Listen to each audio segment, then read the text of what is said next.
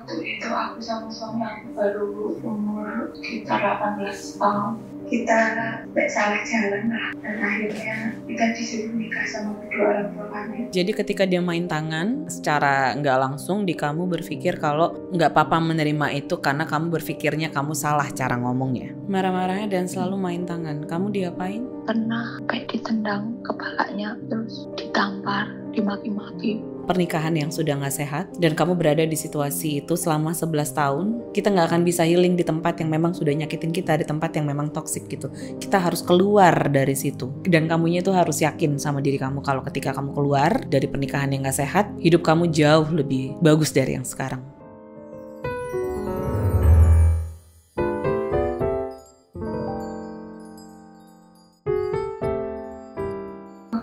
Aku sama suami aku baru umur sekitar 18 tahun.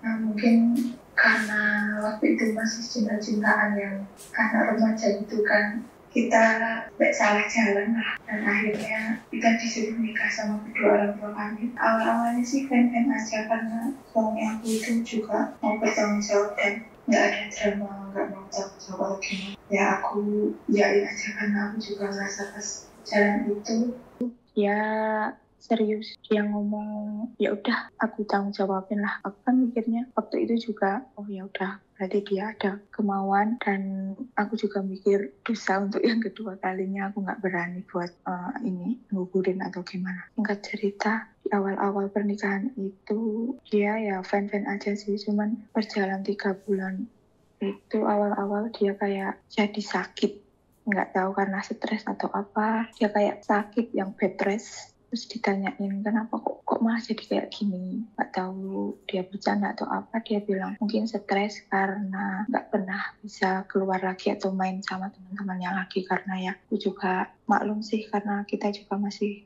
usia masih suka kesana kemana sama teman-temannya kan. Dia kalau nggak salah ketemu sama teman-teman lamanya, terus dia diajak keluar waktu itu. Nah, awal itu dia kenal lagi sama mantannya, dia ngehubungin mantannya, terus 2 hari atau berapa hari itu dia nggak pulang. Nah, itu awal dia mulai main belakang lah, dia nggak pulang, jadi berubah, dia nggak betah di rumah. Udah berapa lama? Dari setelah berapa lama pernikahan? Itu kalau nggak salah 3 bulan setelah menikah itu udah kayak gitu. Padahal dulu waktu pacaran dia bener-bener kayak yang nggak pernah aneh-aneh. Ya aku nggak tahu sih di belakang aku gimana, cuman waktu pacaran tuh dia kayak sesempurna itu. Mungkin karena aku juga terlalu menutup diri atau gimana ya, mikirnya itu dulu kan nggak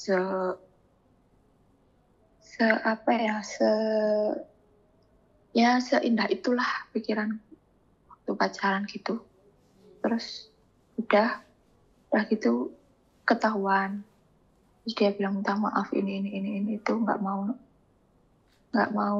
ngulangin lagi, dan aku kasih kesempatan karena mungkin ini aku mikirnya namanya juga pernikahan nggak ada yang sempurna gitu.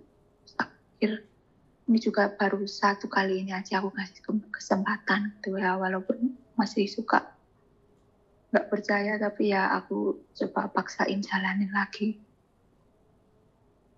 Terus mulai berjalan 1 tahun kalau nggak salah, dia kayak gitulah mantannya lagi dan ketahuan lagi. Terus aku bilang, ketahuan selingkuh lagi? Iya. Dia nggak sampai setahun, mungkin selang 1 bulan dari setelah kejadian itu dia ulangin lagi. Terus kamu taunya dari mana? Mungkin aku suka feeling sih. Aku liatin HP dia, dan ternyata bener. Sama waktu itu pas dia nggak pulang itu ada mantan aku, nggak taunya itu dia waktu itu satu tempat sama dia. Terus dia kayak mancing-mancing buat status gitu. Terus pas waktu aku mau komen, ini kan suami aku gitu kan, karena fotonya tuh kayak gandengan gitu waktu itu. Terus aku tanya dia, ini kan suami aku gitu kan. Dia bilang enggak kamu salah lihat gitu. Cuman aku tuh udah awalnya udah gimana ya, udah curiga lah. Awal-awalnya sih nggak ngaku ya, karena emang mungkin dia ngerasa bersalah atau gimana. Cuman ya itu, awal-awal aku maafin. Sampai ada satu momen aku bilang gini, kalau emang kamu nggak bisa ngelupain dia, nggak apa-apa, aku yang ngalah aja daripada kayak gini. Walaupun pernikahan juga baru seumur jagung lah, aku ngalah aja daripada aku kesiksa kayak gini. Ini posisinya kamu Udah. masih hamil berarti ya? Gimana? Ini posisinya kamu masih hamil ya? Enggak, udah lahir. Iya. Waktu itu anakku baru umur berapa ya? 5 bulan kalau nggak salah. Ya udah, aku juga aku ngalah kan waktu itu. Aku mikir ya udahlah, mungkin emang pernikahan tuh nggak semudah itu gitu. Terus kasus yang kedua lagi, dia itu kalau ketahuan pasti main tangan. Nggak, kalau misal aku ngeyel atau gimana, nggak percaya sama dia atau gimana, aku cecer pakai pertanyaan-pertanyaan yang mungkin menyudutkan dia, walaupun itu fakta. Dia itu nggak suka kalau aku terlalu banyak bicara, itu mesti langsung yang main kasar lah istilah. Jadi jadi dia ada main tangan sama kamu ketika kamu tanya? Iya, kalau misal aku marah terus aku tanya-tanya sesuatu yang, ya aku sih waktu pertama kali ada kasus kan, aku belum berpengalaman banget ya mas. Maksudnya ini pengalaman aku diselingkuhin tuh baru pertama kali itu, terus emosiku juga belum bisa terkontrol, jadi dia mungkin merasa kayak diserang atau gimana. Cuman aku waktu itu juga masih memaklumi lagi dengan berpikir kalau mungkin aku hanya aja yang terlalu, mungkin aku salah mengkomunikasikannya terus dia kayak gitu. Oke, jadi ketika dia main tangan, di kamu berpikir kalau berarti secara nggak langsung di kamu berpikir kalau kamu nggak apa-apa menerima itu karena kamu berpikirnya kamu salah cara ngomongnya. Iya awal-awal sih. Iya, main Karena tangannya mungkin itu apa? kalau awal-awal itu dulu dia sampai jambak rambut, tapi nggak sampai yang cuman ya sakit, cuman nggak sampai yang berdarah atau yang gimana. Oke. Jadi kamu dijambak. Iya, jambak pernah sama mungkin dibanting di kasur lah istilahnya. Biar aku diam, atau kalau nggak, dia nggak suka kalau misalnya aku tuh terlalu ngomel-ngomel gitu. Itu pertama. Terus kedua, dia juga sering keluar main sama teman-temannya, nggak ya sesuka dia lah. Karena mungkin ya itu, aku juga mikirnya mungkin karena pernikahan kami itu karena dulunya juga karena terpaksa karena kasus itu. Terus dia mikir kalau kebebasan dia juga udah hilang. Aku masih memaklumi lah, ya udahlah nggak apa-apa kalau memang kayak gitu, yang penting dia pulang. Ya aku masih sabar aja lah sampai saat ini gitu. Tapi kok lama-lama kayak ngebatin gitu kan, karena aku juga udah nunggu dia berubah. Mungkin sampai saat ini pun dia malah kayak nyepelein gitu. Dari kamu menunggu dia untuk berubah, kamu berharap dia berubah dalam hal apa? Ya, tanggung jawab dia, terus nggak seenaknya sama perasaan aku gitu kan. Sampai saat ini dia juga masih sering keluar lah main sama teman-temannya. Dia masih lebih mementingin kehidupan dia daripada istri sama anaknya gitu. lebih mentingin kebahagiaan diri aja sih kayaknya yang aku Tapi lihat. sampai sekarang apakah masih ada main tangan ke kamu? Masih kalau ada permintaan atau sesuatu yang aku nggak turutin. Oh, dia minta sesuatu dan kamu nggak turutin, dia main tangan ke kamu. Iya, Contohnya apa?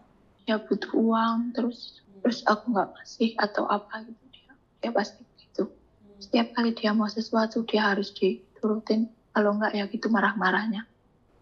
Marah-marahnya dan selalu main tangan. Kamu diapain? Pernah sampai ditendang, kepala ditendang, terus ditampar, dimaki-maki, pernah sampai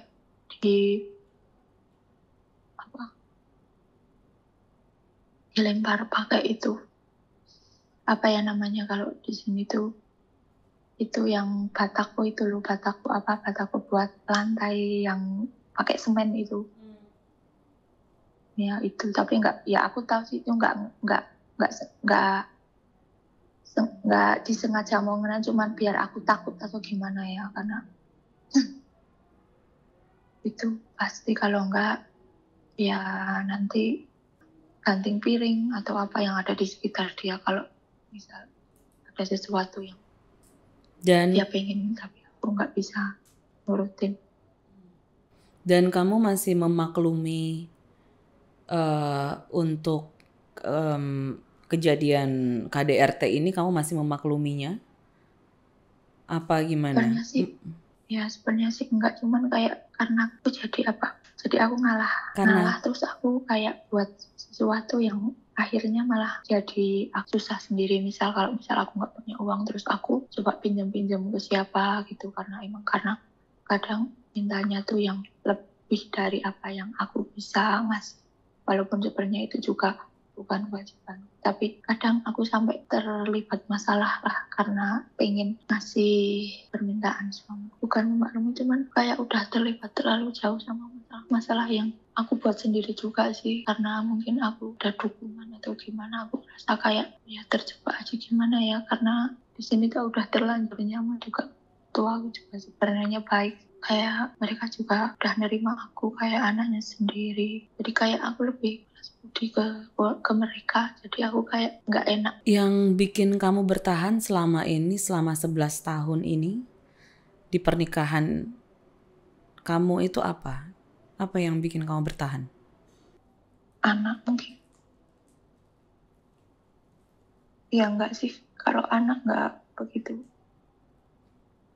Karena kadang aku juga takut kalau mau pergi, karena dia sempat ada ancaman gitu. Selama ini kamu ada coba untuk berusaha untuk keluar dari pernikahan kamu atau enggak sama sekali? Atau kamu memang coba untuk bertahan aja tanpa ada solusi atau pertolongan ke siapa gitu? Sebenarnya sih nggak sesimpel itu ya, karena permasalahannya tuh sampai saat ini tuh di ekonomi juga sih, karena aku masih bergantung banget sama pendapatan yang sekarang ini aku jalanin. Kan sekarang aku lagi jalanin bisnis mertua, jadi pendapatan semua itu dari itu, dan aku belum ada pekerjaan lain. Sedangkan karena kasus-kasus kemarin yang aku iyain semua permintaan suami aku itu, sampai kan karena dari dulu itu nggak jelas ya soal nafkah, jadi ya itu aku sekarang tuh terlilit hutang, dan aku bingung cara keluar dari itu tuh gimana, karena kalau soal pemasukan apa itu kan aku masih bergantung dari ini gitu, dari bisnis tua aku yang aku jalanin sama suami aku itu gitu, yang membuat aku jadi kayak nanti kalau aku ninggalin dia ya aku gimana gitu. Oke. Suami juga kerja? Suami juga ada memberikan kamu nafkah atau gimana? Enggak, dari awal sih nggak jelas ya, karena dari awal kita cuman gitu usaha mertua. Oke, jadi mertua tahu kejadiannya seperti apa? Mertua tahu nggak? Tahu. Dan mertua bilang apa? Ya cuma ditegur aja biar nggak kayak gitu terus biar nggak jadi kebiasaan sampai tua gitu. Tapi ada pernah sempat dia ngomong, siapa juga yang mau sampai tua gitu sih, pernah ada bilang kayak gitu karena itu pas emosi. Tapi nggak tahu kenapa aku bisa setakut itu gitu loh untuk mengakhiri hubungan. Karena mungkin aku takut sama hal-hal yang resiko kalau aku mengakhiri hubungan ini tuh aku nanti gimana sama anak aku gitu loh. Karena secara ekonomi keluarga dia itu jauh lebih baik lah daripada keluarga aku gitu. Nanti kalau aku pergi dari sini tuh aku merasa nggak mampu gitu. Aku kasihan sama anak aku sebenarnya sih. Takutnya nanti nggak keurus atau gimana kalau misal aku tinggal kerja atau gimana gitu. Jadi yang kamu mau sekarang itu apa? Aku tuh pengen bisa punya keberanian aja gitu, gimana biar nggak terlalu mikirin yang belum terjadi lah. Karena selama ini aku tuh kayak ketakutan sama pikiranku sendiri gitu. Aku merasa kayak bersalah karena udah sejauh ini dan aku juga bingung Kak Yola. Ya karena udah terlalu banyak di dalam pernikahannya, udah ada perselingkuhan, KDRT, terus nafkah lahir batin gak ada sama sekali. Kalau batin sih nggak masalah ya, cuman kalau untuk yang lahirnya itu yang memang dari awal kayak nggak jelas dan lebih banyak aku tuh nyari sendiri gitu loh. Ya, selama ini kamu nyari sendiri dan kamu bertahan dan kamu bisa. Gimana? Selama ini kamu berdiri sendiri dan bertahan tanpa nafkah dari suami, kamu bisa. Dan kamu berada di situasi yang ibaratnya nih yang udah gak sehat, pernikahan yang sudah gak sehat, dan kamu berada di situasi itu selama 11 tahun dan kamu survive sebenarnya. Bayangkan ketika kamu keluar dari pernikahan yang gak sehat ini, apa yang terjadi? Ketika kamu keluar dari pernikahan yang gak sehat, kamu berarti sudah tidak ada di lingkungan yang tidak sehat. Ketika kita masih berada di lingkungan yang gak sehat, kita gak bisa heal. Karena kita gak bisa heal di tempat yang sebenarnya kita sakit gitu. Ngerti gak? Iya, benar. Kita gak akan bisa healing di tempat yang memang sudah nyakitin kita, di tempat yang memang toksik gitu. Kita harus keluar dari situ. Kayak sekarang mungkin kamu berasa kayak ketakutan nanti kalau keluar nanti bisa survive apa enggak gitu. Kadang terlalu banyak ketakutan yang ada di pikiran kita, takutnya nanti ini nggak terjadi, nanti bisa survive nggak. Buktinya dengan lingkungan yang nggak sehat aja kamu bisa survive selama 11 tahun. Bayangkan coba ketika kamu memang berada di lingkungan yang sehat, kamu survive-nya seperti apa dan yang kamu dapatin seperti apa. Karena kita akan susah untuk berpikir sehat ketika lingkungan kita sendiri nggak mendukung dan kamu terbiasa dengan di press, dengan ditekan dengan situasi either itu dengan kekerasan, ancaman, semuanya itu kan udah nggak sehat kan sebenarnya. Makanya kamunya pun juga ada ketakutan di situ. Ketika kamu berantem dengan suami, apakah anak mendengar? Dia pernah lihat dia sampai nangis. Anaknya umur berapa? Ibunya di kayak gitu kan. Pernah lihat aku dilempar pakai gelas. Anaknya umur berapa? Udah kelas 3 sih sekarang. Oke. Bayangkan ketika anaknya pun juga anak-anak kamu melihat kejadian itu gitu. Itu kan juga berarti berdampak dengan dia kan sebenarnya. Yang bisa kamu selamatin dulu saat ini adalah diri kamu. Mesti keluar dari itu dan yakin kalau misalnya ketika keluar kamu akan jauh lebih better. Nggak gampang, pasti nggak akan gampang. Apalagi karena kamu terbiasa di lingkungan disupport dengan mertua kan. Iya. Tapi kamu masih berada di lingkungan yang gak sehat. Kebayang gak mentalnya kamu seperti apa gitu. Belum buat kamu, belum untuk anak-anak kamu juga gitu. Karena dari dulu itu aku nggak pernah mendukung atau nggak pernah apa ya, aku selalu suggest orang ketika sudah ada kekerasan dalam rumah tangga dan KDRT karena itu kriminal, there is no way that you can do, just end it. Ketika sudah ada KDRT dan sudah nggak nyaman sama sekali, karena itu udah menyiksa ke kita soalnya. Dan untuk kamu untuk berharap mungkin untuk dia berubah, aku nggak tahu apakah mungkin dari kamu ada sisi untuk berharap untuk berubah gitu ya. Dianya untuk berubah. Ini 11 tahun dan masih di dan masih situasi yang sama. Kamu mau nunggu berapa lama lagi sampai kamu bisa disiksa terus gitu. Jadi biasanya kita kan terlalu banyak pemikiran anxious thought ya, yang kita takutnya nanti nggak bisa, takutnya nanti ini, takutnya nanti ini. Jadi kadang pikiran itu yang sebenarnya men-stop kita untuk melakukan sesuatu. Dan sebenarnya apa yang kita pikirkan itu nggak terjadi. Kadang juga tersisa pikiran sendiri sama ketakutan sendiri, sampai teman-teman aku sama ibu aku tuh bilang, kamu tuh terlalu memikirkan hal yang belum terjadi dan kamu tuh terlalu perasa banget. Kayak kamu tuh menyiksa diri kamu sendiri tuh mau sampai kapan? Kamu tuh masih muda ini gitu, tapi sampai aku tuh kayak itu Mas, nggak tahu ini yang bisa sesulit itu gitu. Karena kamu udah meng-create skenario di otak kamu kalau sesuatu buruk akan terjadi gitu. Iya. Tapi kamu nggak meng-create sesuatu yang bagus yang akan terjadi, yang indah gitu. Yang kamu create hanya itu. Bayangkan ketika kamu membayangkan sesuatu yang indah. Contohnya kamu justru lebih happy ketika keluar. Kamu dan anak kamu jauh lebih happy, secara mental pun juga jauh lebih happy. 11 tahun kamu tersiksa. Dan makanya pertanyaan aku, kamu mau nunggu sampai berapa lama lagi untuk disiksa? Jadinya kamu bukannya melakukan sesuatu, kamu hanya berpikir. Akhirnya gak kejadian. Sementara waktunya juga berjalan terus gitu. Pasti gak akan gampang, pasti.